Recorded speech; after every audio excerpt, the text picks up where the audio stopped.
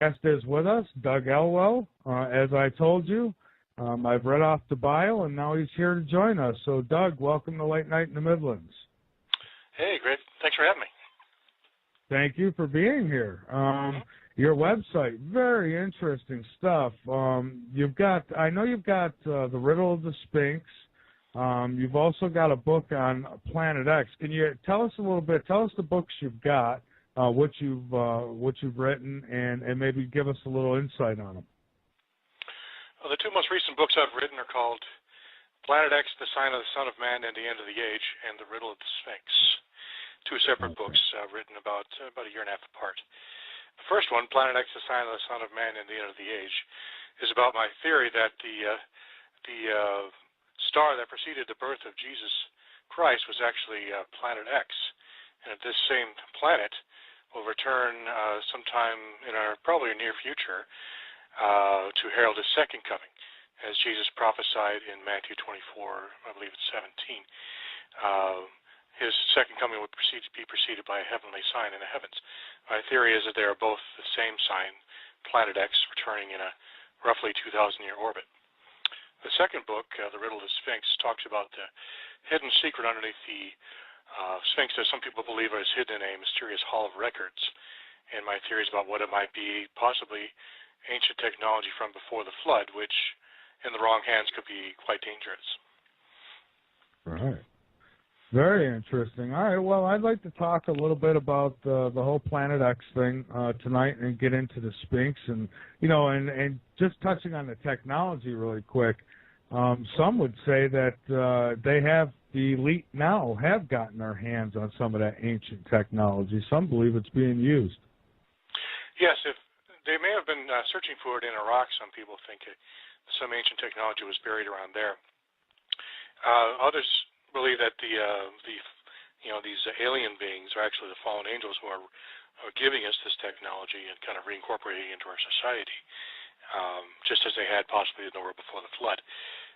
It says in the book of Enoch that the fallen angels came down from heaven to earth and gave man gifts of technology, arts and literature, writing, science, as we understand it, and taught men how to create shields and work metal, shields and armor and swords and work metal and a variety of other what we would call technologies.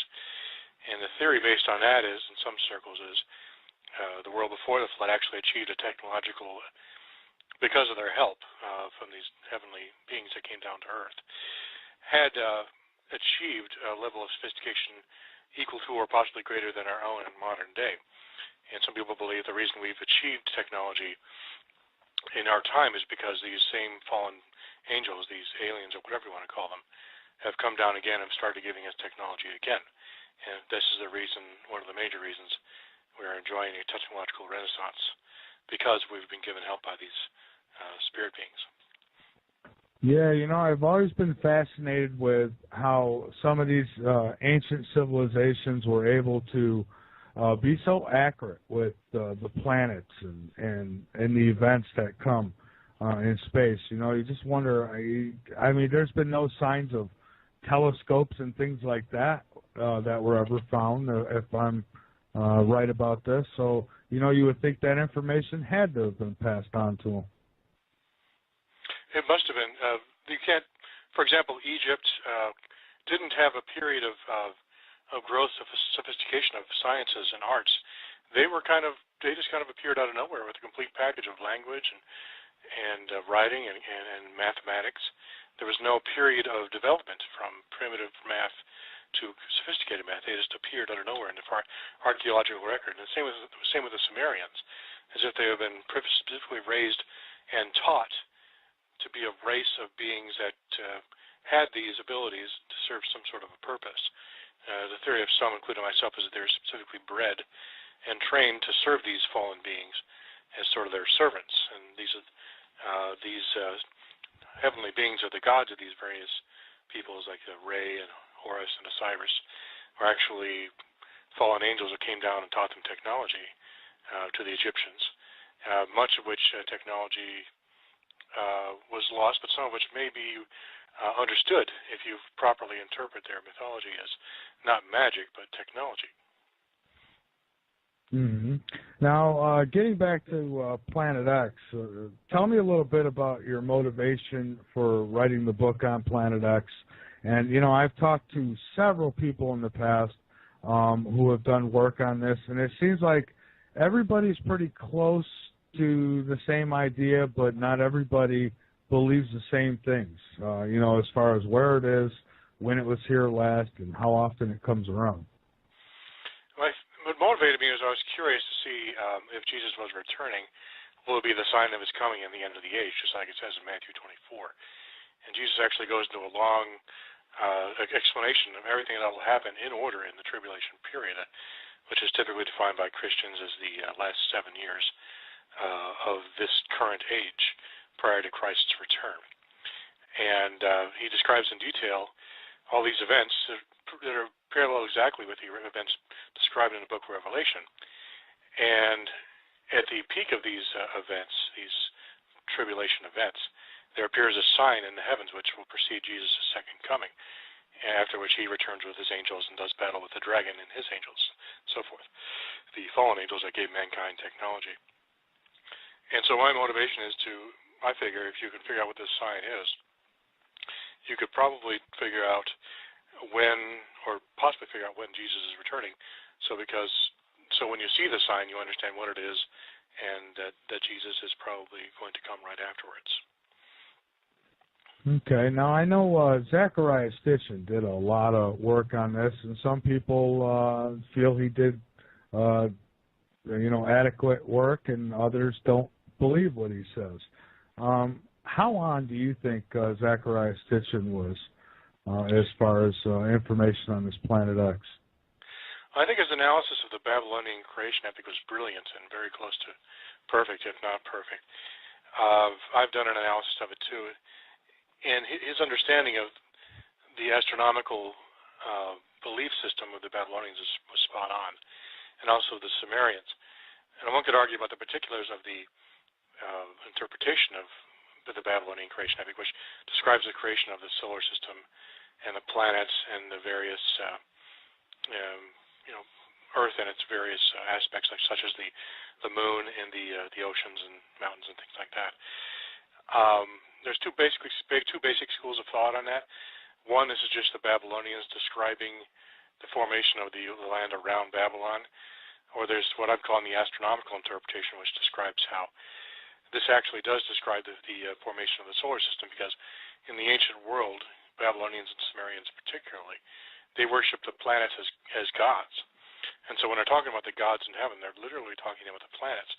So any kind of cosmogony or description of the creation of the gods is going to be, by default, a description of the creation of the planets.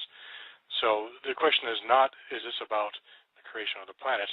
The question is, with so many of these mysteries, are you able to accept that possibility that the ancients had an advanced understanding of how the solar system was formed? And if so, really the only way they could have understood that is if they had been told by some sort of higher beings how things went, so they were basically educated. There's no way men could come up with this on their own. They had to be taught by higher beings who came down from heaven to earth, just as described in the mythologies of all the ancient peoples. And there's been several references to this Planet X, has there not? I mean, and in different parts of the world, even. I'm not sure what different parts of the world is possible. Mainly looking at the Babylonian and Hebrew accounts and how they parallel. People have noticed that there is very strong parallels between the Babylonian creation epic and the creation material in the Old Testament of the Bible, particularly sections like Psalm 74, which describes the earth as being like a dragon, and God formed heaven and earth from its body. And people, if you interpret Genesis 1 in this context, you can see there's also clear parallels to the Anu Elish and other parts of the Bible which otherwise make little sense when the Bible, in a couple of different places, in Isaiah, in Job, I think it's Job 9, and like I said, Psalm 74, all have passages which describe the earth as being like a dragon which God conquered in the beginning, creating heaven and earth from its body, just like Anu Elish does. So though there may be other traditions, they're mainly the ones I'm aware of are ones around the ancient Near East. There's parallels in Egyptian mythology. There's parallels in Hittite mythology. Canaanite mythology talks about the battle between Baal and Yam, the sea dragon, and the creation of the earth from its body. It's a common theme in the ancient Near East, but I'm not aware of anything outside of what we understand as the modern Middle East. Okay. Now, are we talking about an actual planet or a dwarf star? Because now I've heard different. My understanding is that there's a dwarf star and there's planets around it. I mean, like I say, I've heard all different accounts of this. So, is this an actual planet that we're talking about? In my theory, I follow the scientific theory that there is an additional planet out there, which they call Planet X. This is mainstream science. Sitchin picked up on this concept and applied it to the Babylonian mythology. He took it literally, saying the Babylonians literally had a knowledge of Planet X. But my core concept of my Planet X argument comes right out of the scientific community. This Planet X was actually created by astronomers Christopher, I think it was Lowell, I think in the late 1800s. When they were looking for a planet beyond Neptune, they coined it Planet X, X simply meaning unknown. And their theory and mine is it is just a planet. It's not a dwarf star.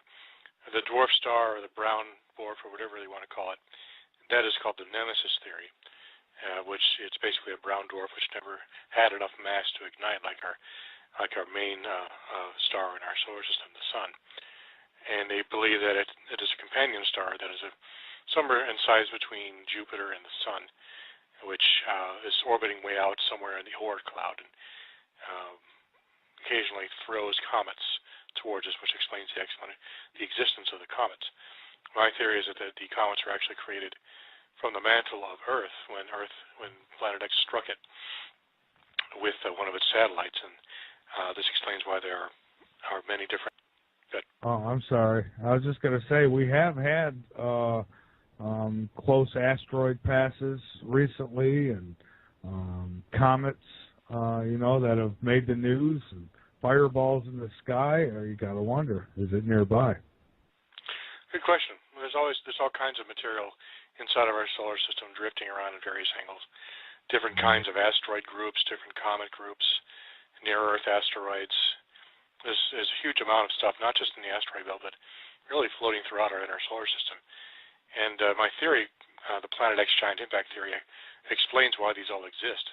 These are mainly rubble left over from the impact between this satellite of Planet X and the Earth, which created the asteroid belt from some of the leftover detritus from the impact, and then moved Earth into a new orbit closer to the sun. And much of the other near-Earth asteroids, the Aten-class asteroids, the Apollo asteroids, various groups of comets, these all originated from Earth's mantle as a result of this impact. And from as Earth moved to a position closer to the sun, it left a lot of these trailing, as it moved closer.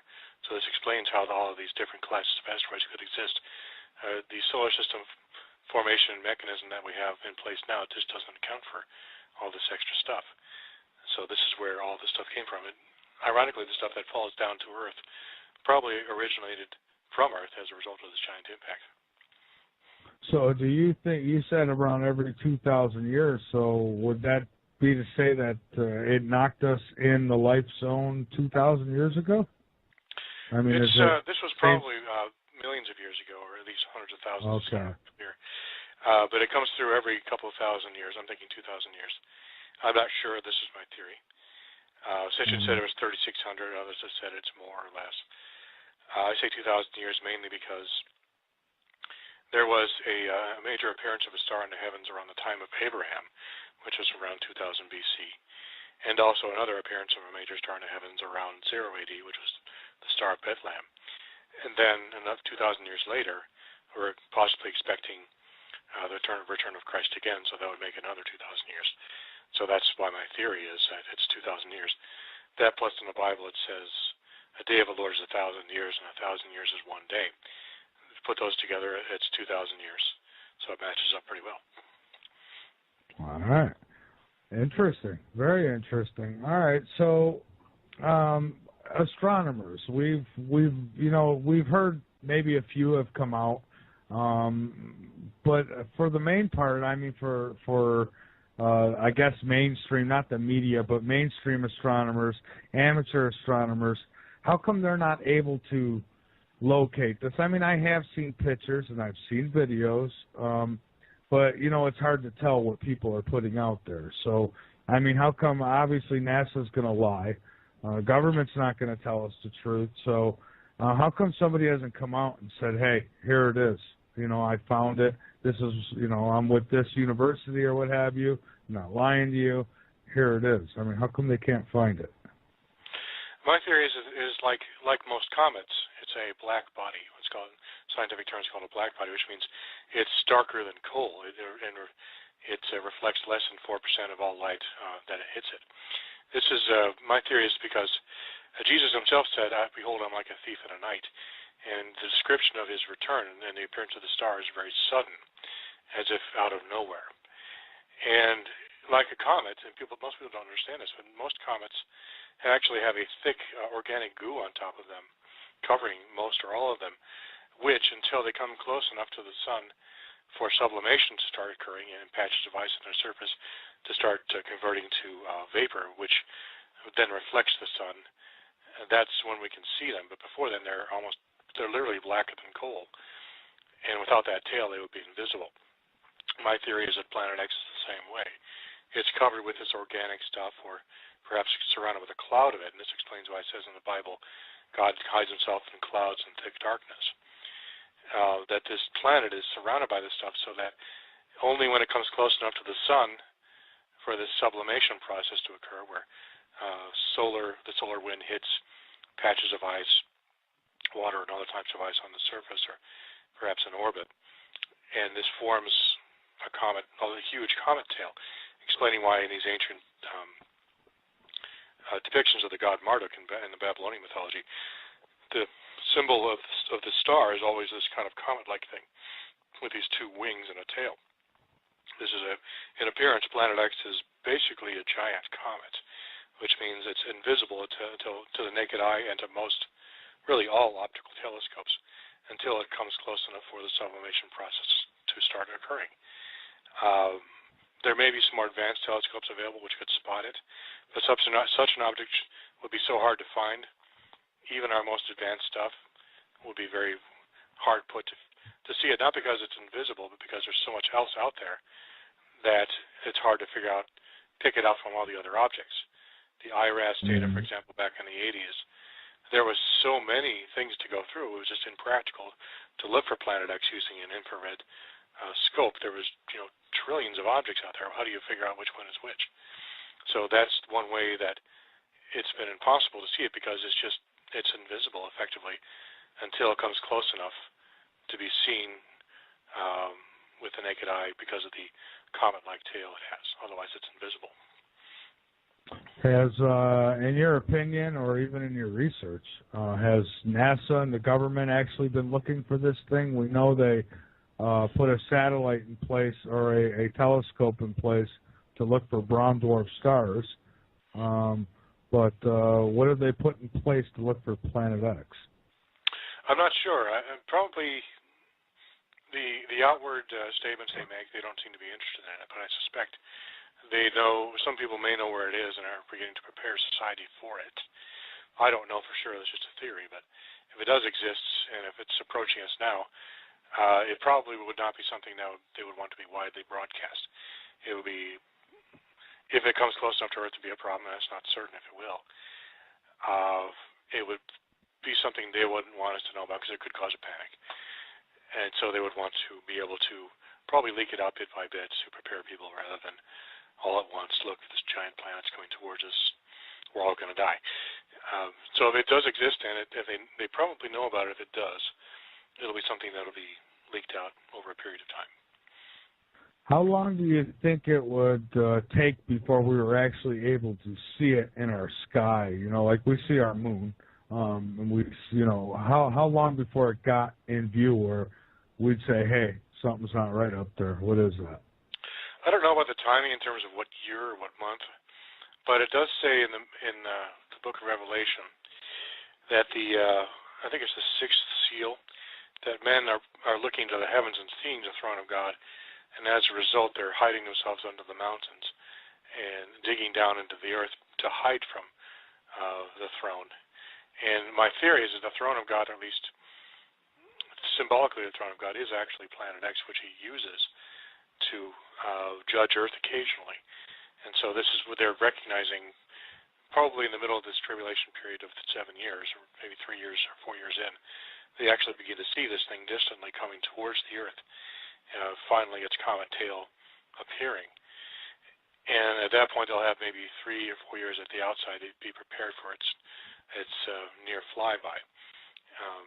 So I'm thinking probably somewhere in between, in the middle of this period, if you understand. I'm not sure if your position on the Bible and the book of Revelation, but probably midway between that tribulation period is when it'll first appear.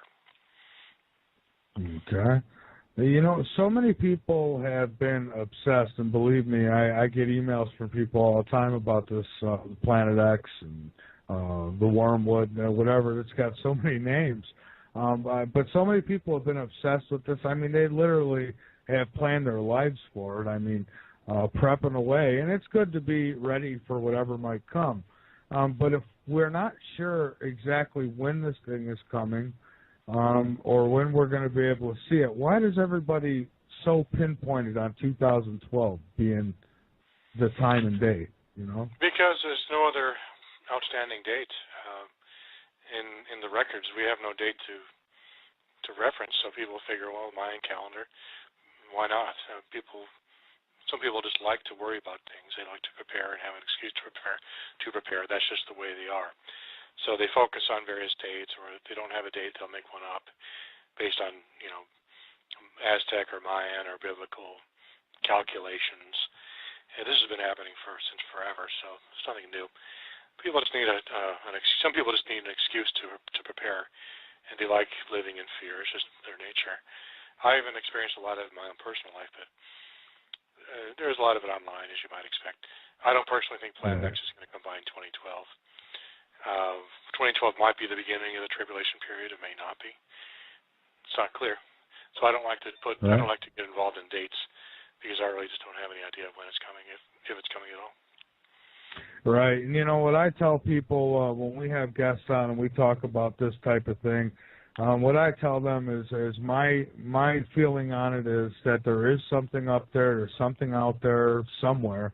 And I think there's enough evidence in the past archaeology history of this planet that life has been wiped off before, that catastrophic events have happened.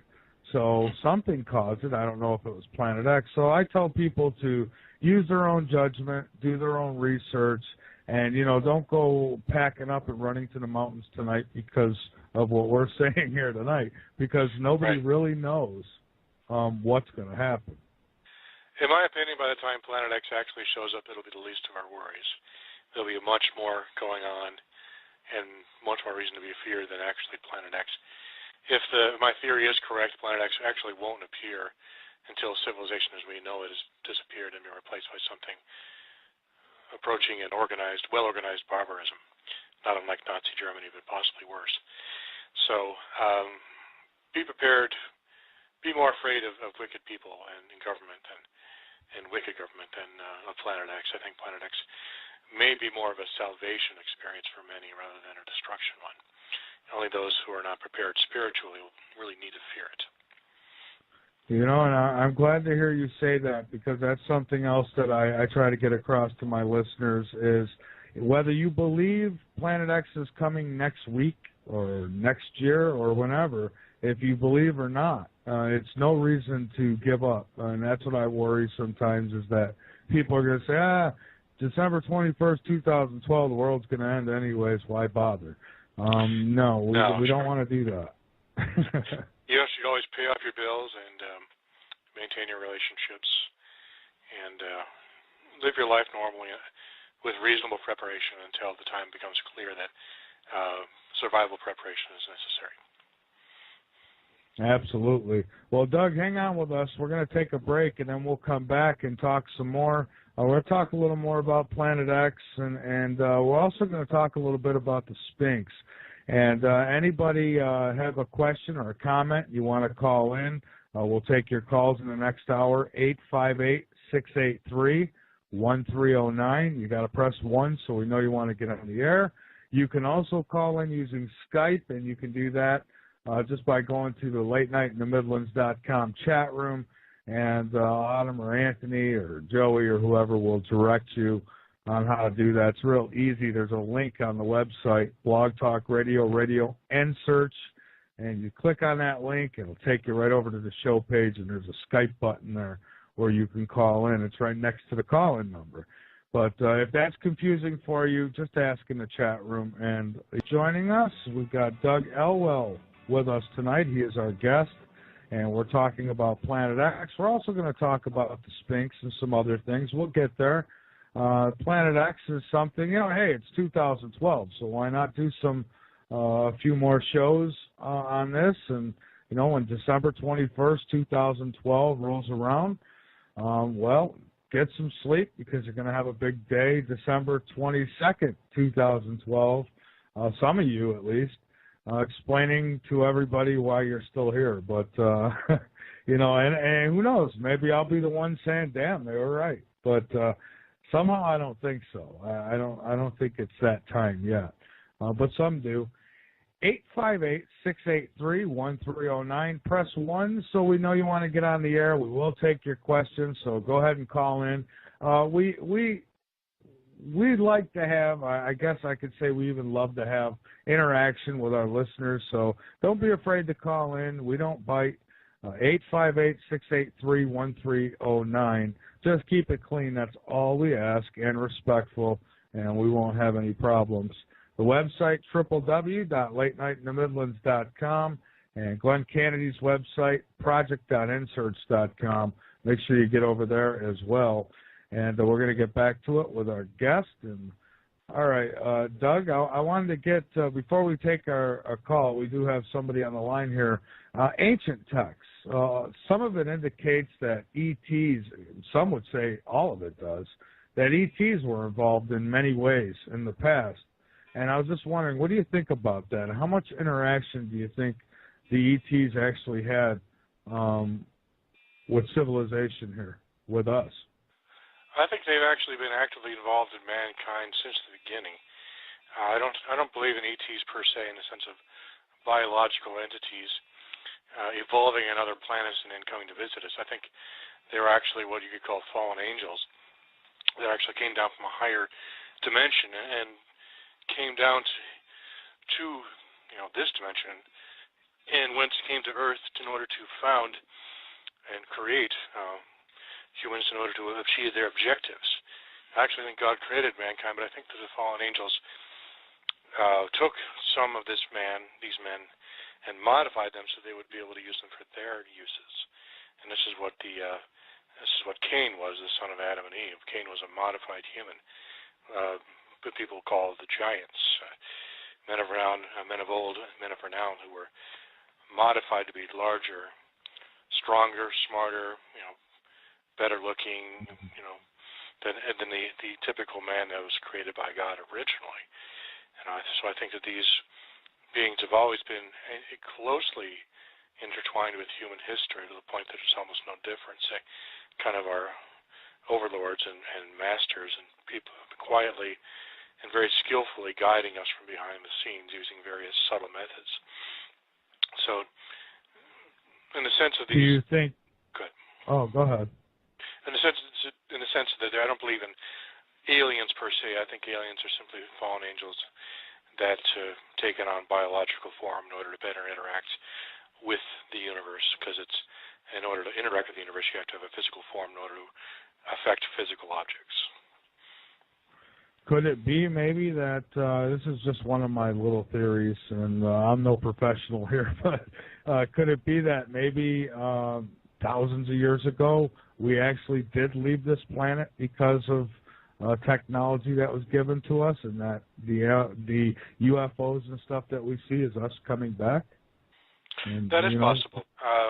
If it really depends on how much technology they gave us, and if they allowed us to take off of the Earth, because if they are our controllers, then they would have ultimately a decision as to how far we could advance scientifically. There seems to be evidence of this in the ancient mythology. In the Lid of Palenque in Mexico, that's a depiction of an ancient king who appears to be riding in what looks like a rocket ship. And in the Epic of Gilgamesh, there's a description of some sort of a platform from which deities would rise up into the heavens on a plume of fire. It would indicate that there possibly may have been limited instances of actual space travel in the world before the flood. Maybe part of the reason that mankind was destroyed, because those voyages may have been attempts to attack heaven itself. One of my theories is that the giants were created and descendants of Cain were created to raise an army against God, so that these fallen angels could attempt to retake the throne of heaven, which when they had lost the original war, which they had cast down from heaven to earth, where they keep trying to retake it. And that's what the giants are for, to create a new group of warriors that will help them try to retake this heavenly throne, which may be actually Planet X. That's one of my theories. Another planet in our solar system which God uses as base of operations, and which the fallen angels want to retake control of. And so this is one of my theories. Okay. All right. Well, let's go take a phone call here. Riscola in Florida. You're on Late Night in the Midlands. Welcome aboard. Hi, Michael. Thanks for taking the call. Hi. Thank you. Hi, Doug. Hello.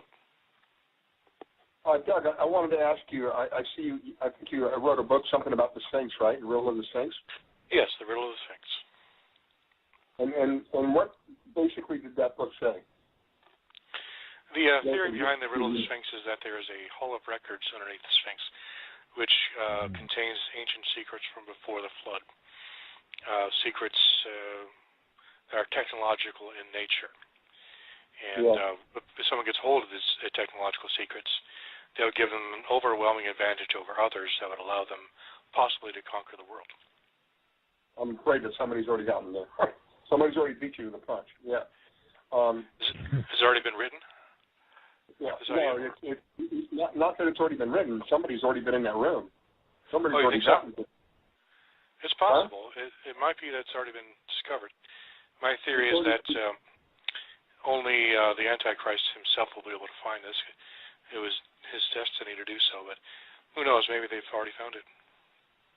I believe that it's already been found. What do you believe they found? I believe that they found information, the secret of secrets, information regarding the very beginnings of everything, along with information on how to, what's that called? Instantly, when you manifest, instant manifestations. Like a teleportation or a beaming? Anything it's the secret to, mankind uses 5 to 10% of their brain. This is the secret on how to unlock the rest. You can imagine what we do with what little that we have. Mm-hmm. You can imagine what happens when we unlock the rest. Interesting. Okay. So the ability to create something out of nothing, or manifest material objects. Exactly. Well, it has been scientifically shown that the entire galaxy, our entire universe, is a living consciousness. There's a consciousness within the universe that is alive. As scientists go down to the molecular level and down to the atom, once they pass the atomic level, all they can find is a consciousness. There's a living consciousness in our universe, and that's who I refer to as God. It is that consciousness that is alive, and it has power. And if you know how to bring its power about, if you are let's say, in an analogy, if you are the wire for that electricity, you can take that electricity wherever you want. You can produce whatever you need at that point. And that's what I believe was in that room. The secret of creation. Interesting. Exactly. That is interesting. Exactly. I want to make another comment, kind of coincidental to this as well. Regarding the pyramids, I don't think Michael and I have spoken a couple of times. I don't think Michael knows, but I was born in Cairo, Egypt. And when I was a child, my father took me to see the Sphinx and to see the pyramids. And I was only 3 or 4 years old. And I can tell you, there's not much I can remember of my past, to this day. My past is like bits and pieces. It's not like some people can remember everything. I don't remember that, but I remember this very vividly. This is one of those times where it's burned into your brain. He took me to see this pyramid, and of course I was a little child, so to me it was, oh my God, it was as big as the world as far as I could tell. But when I touched it, that's the thing that I remember. When I touched the pyramid, it was unlike anything I've ever felt before or have since. The closest I can tell you it feels like is kind of, sort of like when your foot goes to sleep. You get that eerie kind of tingly feeling. Mm-hmm. That's what it felt like. But it was not really like it was.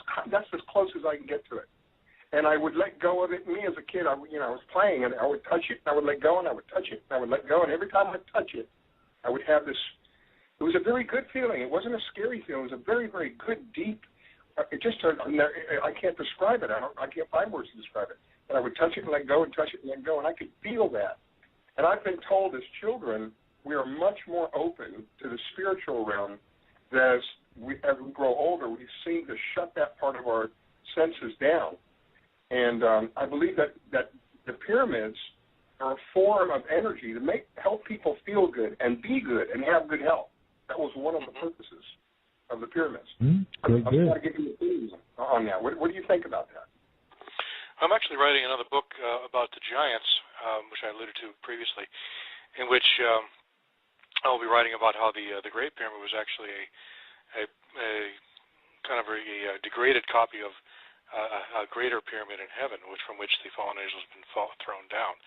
So you have in this stone pyramid kind of an echo of heaven itself, and the energy and the positivity, I guess you could say, that they were attempting to recreate on Earth in a way that they could control. So I think you're maybe feeling echoes of heaven in that sense. Even in a broken down form, the pyramid retains this powerful energy at a very subtle but profound level.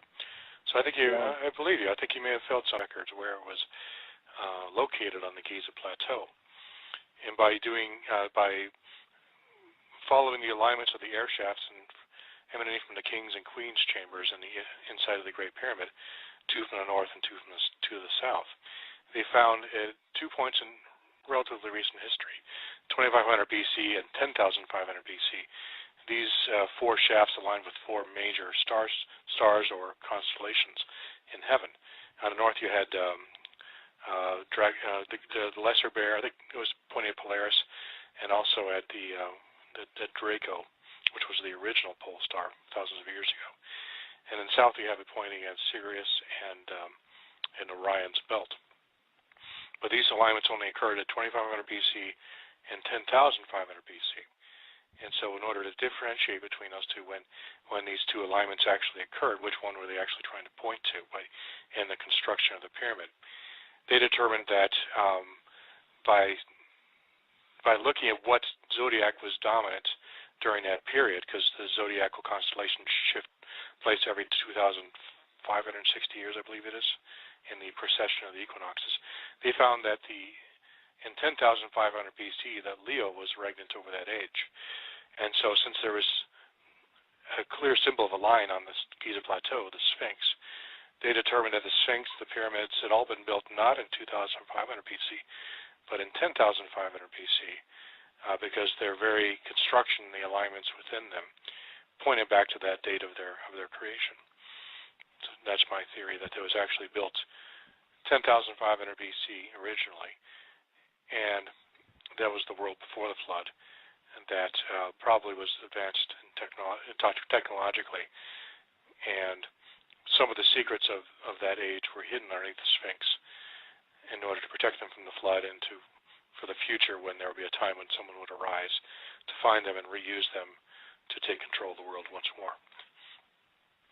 Right. And, like the caller said, there's a good chance that if there's anything valuable and we know about it, then certainly I'm sure some elites have probably already gotten their hands on it, whether it be Egypt or America or the Vatican or somebody probably has already gotten to it, and that's a shame. But boy, would I like to know. I don't think they have. My theory is that in my book, The Riddle of the Sphinx, I talk about a prophecy in Genesis 49:9, which parallels the Riddle of the Sphinx described in the play Oedipus.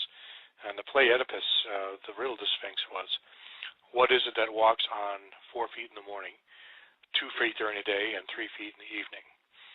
Do you know the answer to that riddle? The Sphinx? I don't know. It's man. He walks in 4 feet in the morning as a baby, or when they crawl. 2 feet in the afternoon when they're an adult, and 3 feet in the evening when they're of old age when they use a cane. The cane being the third foot. Now, when I was reading the prophecies of Jacob in Genesis 49 about the destinies of the tribes of Israel, I realized that the prophecy of Judah, which is the ancestor of the modern-day Jews, was that it was very similar to the riddle of the Sphinx. He described Judah as a young lion, an adult lion that is crouching, and also an old lion. So you have the 3 ages of the Sphinx here, along with the 3 ages of man, a clear parallel to the riddle of the Sphinx. Now, this is actually a prophecy regarding the end times. And it says in Genesis 49:9 that when Judah is an old man, an old lion, I think this is talking about how the Jews would take the land 3 times.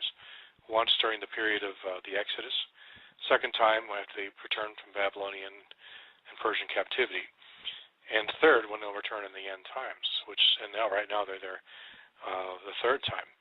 My theory is that they and possibly a Western coalition of forces, because of terrorist activity in Egypt and the Muslim Brotherhood and so forth, will be forced to attack and invade and take over Egypt. And then, and only then, will they have the ability to dig underneath the Sphinx and find the ancient secrets therein. And that is the true riddle of the Sphinx, is that in the end times, the descendants of Judah and others will find this secret, and then they will use it to conquer the world. I see. Well, when people talk about the end times and indicate that it feels like we're in them, I have to agree. Sometimes it does feel that way. And I wouldn't doubt if they know that type of knowledge is hidden beneath the Sphinx, that they wouldn't find a reason to go and take over Egypt just to get them. So it wouldn't even have to be a legitimate threat. They'd make it up, I think. I think that's how evil it's gotten. And these fallen angels, I think they fell right into Washington, to be honest with you. Yeah, I agree. One reason I think it'll because of an invasion is because it describes an invasion in Daniel 9. It says the forces of the Antichrist will actually sweep throughout the entire Middle East and conquer Egypt and also gain control of the treasures thereof. And so I believe that one of the treasures, it actually says hidden treasures, as in undiscovered treasures, that they will find this treasure, and then that's when they'll become truly invincible. That's why I believe that. It's not just the prophecy of Judah. It's also the prophecy of the Antichrist and the forces of evil in the end times. They will actually, it literally says, and I think it's Daniel 9, they will conquer Egypt and surrounding countries and take control of the hidden treasures of Egypt. I believe that's their primary motivation, is to find this ancient technology. Mm-hmm. And isn't it said that the Antichrist will come before people as if he is he's Jesus?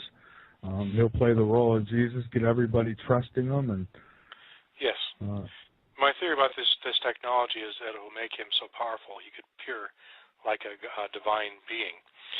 Actually, if you're familiar with Egyptian mythology, you probably have seen various deities wearing this kind of round headdress with the horns on either side. This is called the Eye of Re. And it said this Eye of Re, whoever wore this crown would have godlike powers. My theory is that this was an actual technological device that, when worn, would give the wearer what would appear to be magical powers, which were actually just technological abilities that are so advanced that they appear like magic.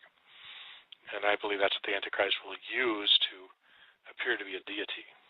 Because when he comes out, when he puts this thing on, he'll appear in all aspects to be an Egyptian deity reborn. And I think that's their intention, is to give rebirth to these Egyptian deities and say Jesus was also one of us and so forth. And that's when they'll attempt to use that power to rule the world, not just the technological power, but also the, like you said, the seductive power of this idea of a divine being actually living in our age. I think many people will find that very attractive. Right, and I was just thinking as we were talking about this. All joking aside, I hope George Bush isn't listening to this broadcast, because he's probably on his way to the Sphinx right now. If he thought for a minute this could make him appear as a god to the people, he would jump right on it. Yeah, that's the temptation. Why it was hidden is that much power. Power corrupts, and absolute power corrupts absolutely. Whoever wears this crown will effectively be in charge of the earth. Wow, it almost sounds like something out of a Hollywood movie. I mean, it really does. You see these movies where, hey, you find these crystal skulls, put them together, and you'll have the power. And I'm not making light of it. I'm just saying it's amazing how close to reality that stuff is. It's a human psychology and the reality of life. People want power. There are two kinds of people who want power and people who have power. There are always people trying to gain control over others and of their own destinies. My theory was you follow these natural human predilections, cross-reference it with ancient references to these so-called magical powers, references to the Bible to this Antichrist who's trying to take control of the world. You think, how could he actually do this? And how would he have these powers? Could be a technological answer, and could be it's hidden from an age of mankind where technology was more common, like we have now. It's possible that technology is not something that just exists right now.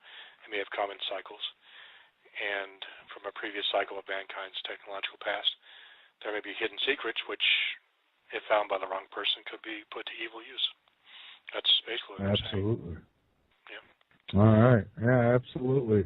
Okay, we've got a short break here we've got to take quick, Doug. So let's take this break, and we'll come back, talk some more. And, I wonder, maybe we could talk about this for a brief minute when we return.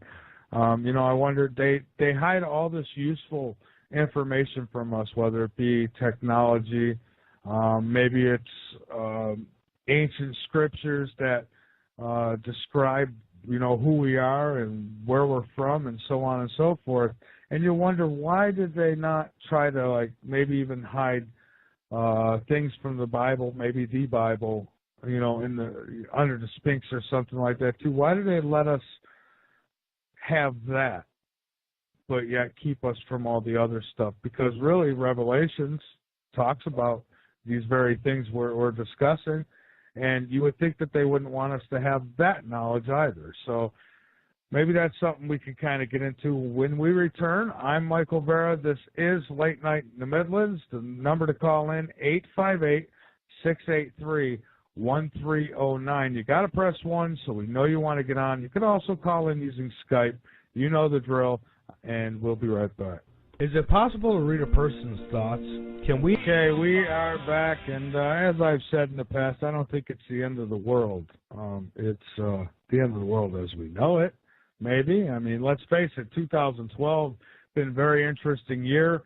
A lot of people waking up, a lot of the scams being exposed, a lot of the frauds being exposed, a lot of stuff going on here, and I think it's going to get more and more interesting as we move along throughout 2012. But I do not believe it's the end. I really don't. It's good to get prepared. Get yourself extra food, some clean water, drinking water and stuff like that, and store it. Sure, because you never know. It could be an earthquake, tornado, something along them lines that you have to recover from. But I think if something like Planet X comes, I don't care what you packed. Good luck. That's all I could say. I don't think it would matter at that point. 858-683-1309. Press 1 so we know you want to get on. LateNightInTheMidlands.com. go on over, become a member, be informed, and inform others. And remember, if you can help out by sharing our content, we definitely appreciate that. Hit the like buttons, share buttons, tell other people on other sites about us, and let's get more people involved.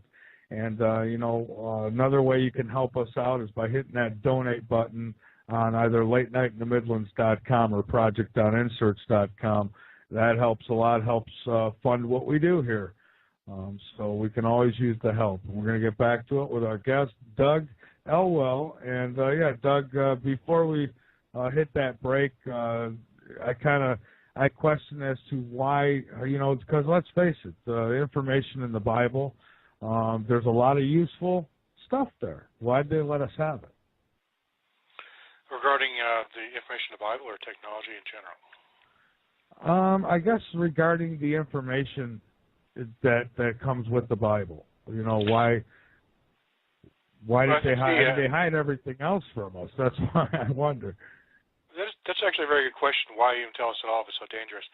I think they wanted us to know about it so we could recognize it when it happens, but they didn't give us enough information to really understand what was going on, so that people with evil motives couldn't use it.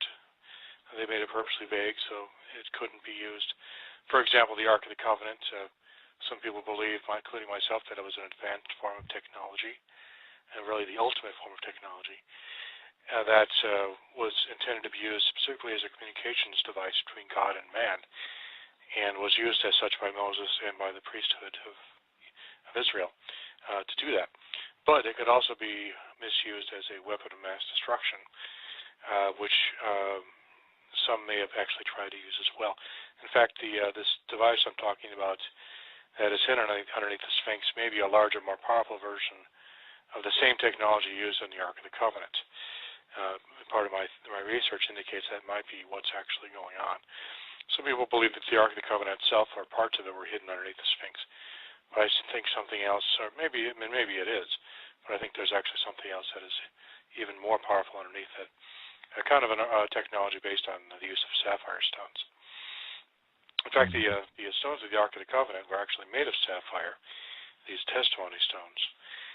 And sapphire has some interesting properties, which I get into in my book, The Riddle of the Sphinx. Technologically advanced properties having to do with data storage and actually laser technology. But generally speaking, regarding this information in the Bible, I believe it's necessary, like I said, for us to understand kind of what's going on so we're not totally in the dark. But in the end times, when all things are about to be revealed, people like myself will rise up and try to determine exactly what was going on based on our modern understanding of what we call technology.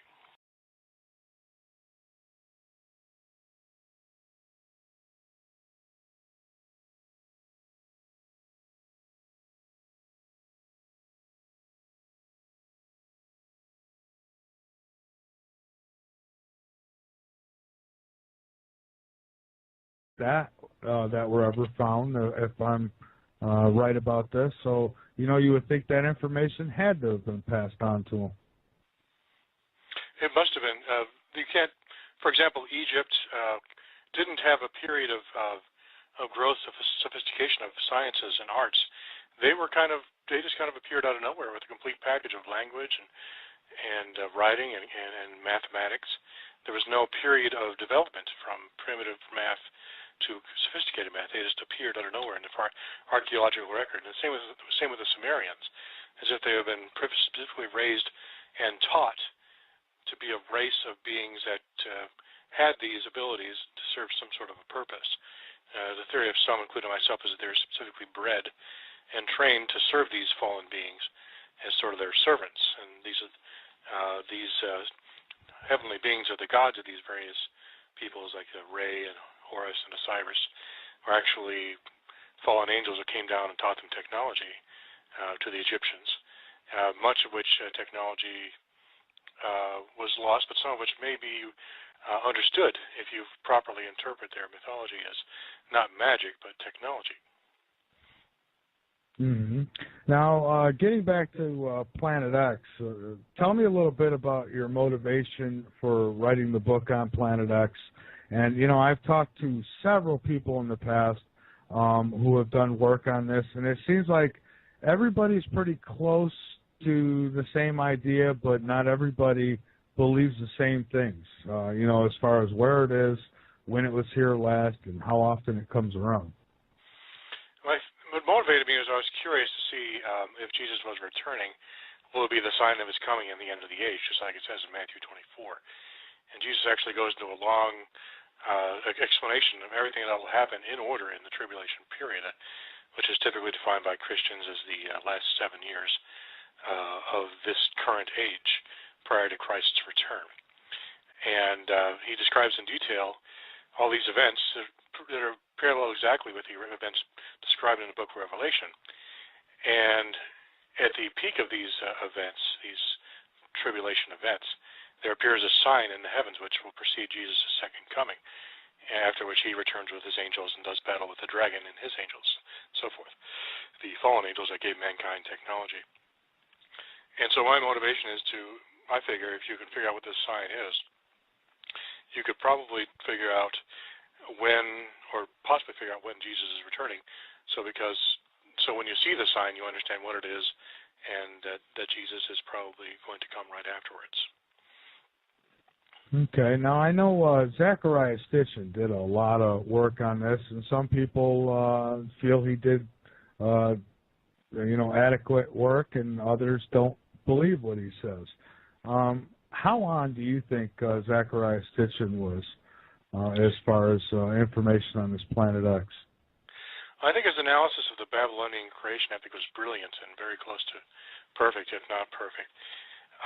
I've done an analysis of it too, and his understanding of the astronomical belief system of the Babylonians was spot on, and also the Sumerians. And one could argue about the particulars of the interpretation of the Babylonian creation epic, which describes the creation of the solar system and the planets and the various you know, Earth and its various aspects, such as the moon and the oceans and.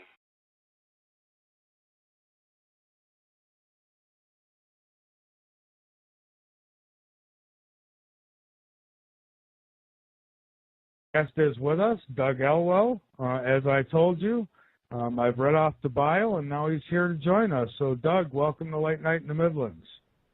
Hey, great. Thanks for having me. Thank you for being here. Your website, very interesting stuff. I know you've got The Riddle of the Sphinx. You've also got a book on Planet X. Can you tell us a little bit? Tell us the books you've got, what you've written, and maybe give us a little insight on them. Well, the two most recent books I've written are called Planet X, The Sign of the Son of Man and the End of the Age, and The Riddle of the Sphinx. Two separate books written about a year and a half apart. The first one, Planet X, The Sign of the Son of Man and the End of the Age, is about my theory that the